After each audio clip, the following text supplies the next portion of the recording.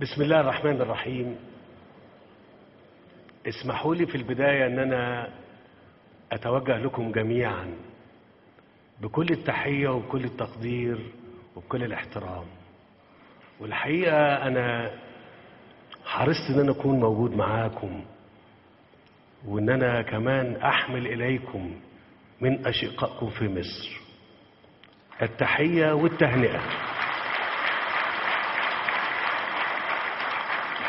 لازم تكونوا متأكدين ان احنا سعداء جدا لحواركم وتواصلكم والنتائج الإيجابية اللي تحققت للأشقاء في السودان.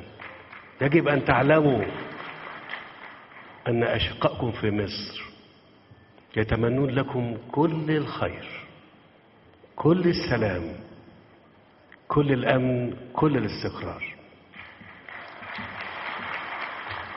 بسم الله الرحمن الرحيم.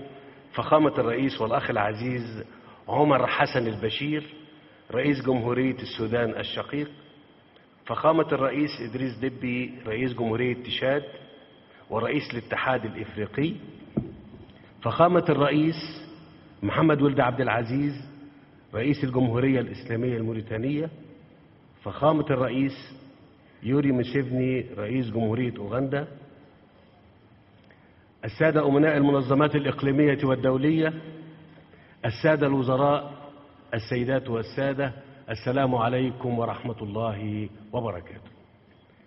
أود في البداية أن أعرب عن بالغ سعادتي لوجودي اليوم بين أهلنا من أبناء السودان، لأكون شاهدا على هذه المحطة الهامة في تاريخ السودان الحديث، والتي جاءت بمبادرة كريمة من فخامة الرئيس البشير، وبعد جهد كبير بذله كافة الإخوة الأشقاء في السودان لإجراء حوار وطني يجمع مختلف أطياف وكيانات المجتمع السوداني، ملتفين حول زعامة قوية ورؤية ثاقبة وهدف مشترك لإعلاء مصلحة السودان وتحقيق السلام والاستقرار في ربعه. أخي الرئيس، السيدات والسادة الحضور، لقد أولت مصر دوما أهمية كبرى لعلاقاتها بالسودان الشقيق، وهي الدولة الشقيقة والجارة التي تجمعنا بها حدود مشتركة وترابط ثقافي واندماج بشري فريد من نوعه يضرب بجذوره في أعماق التاريخ. في هذا الإطار تحرص مصر كل الحرص على تكثيف التعاون مع السودان والعمل على ترسيخ المصلحة المشتركة في شتى المجالات، بما يسهم في تعزيز مساعينا نحو التنمية والرخاء، وبما يحقق الأمن والاستقرار لشعبينا وشعوب المنطقتين العربية والإفريقية. وأود أن أعرف في هذا السياق عن سعادتي وارتياحي لما انتهت إليه من نجاح أعمال اللجنة العليا المشتركة بين البلدين التي عقدت للمرة الأولى على المستوى الرئاسي في القاهرة خلال الأسبوع الماضي، وصولا إلى التوقيع على وثيقة الشراكة الاستراتيجية بين البلدين.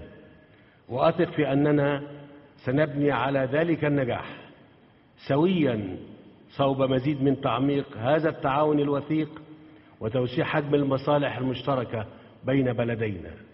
فخامة الرئيس، لقد دعمت مصر كافة الجهود التي بذلتموها لإرساء الاستقرار والسلام في أرجاء بلدكم العزيز، وكانت مصر من أولى الدول التي رحبت بدعوتكم لإقامة حوار وطني مجتمعي شامل يجمع كافة الأحزاب والحركات والكيانات السياسية والمجتمعية في السودان، ويعمل على ترسيخ بنية الدولة السودانية الحديثة القائمة على مبادئ المشاركة والديمقراطية، بما يكفل الاستمرار في حماية الحقوق والحريات، ويسهم في تحقيق الأمن والرخاء لكافة المواطنين السودانيين.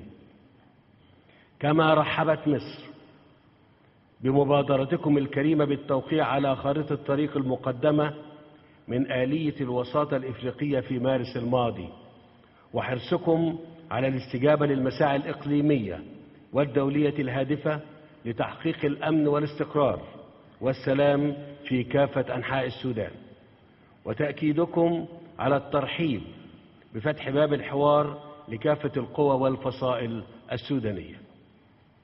أخي الرئيس، إنني إذ أشيد مجددا بشجاعتكم كرجل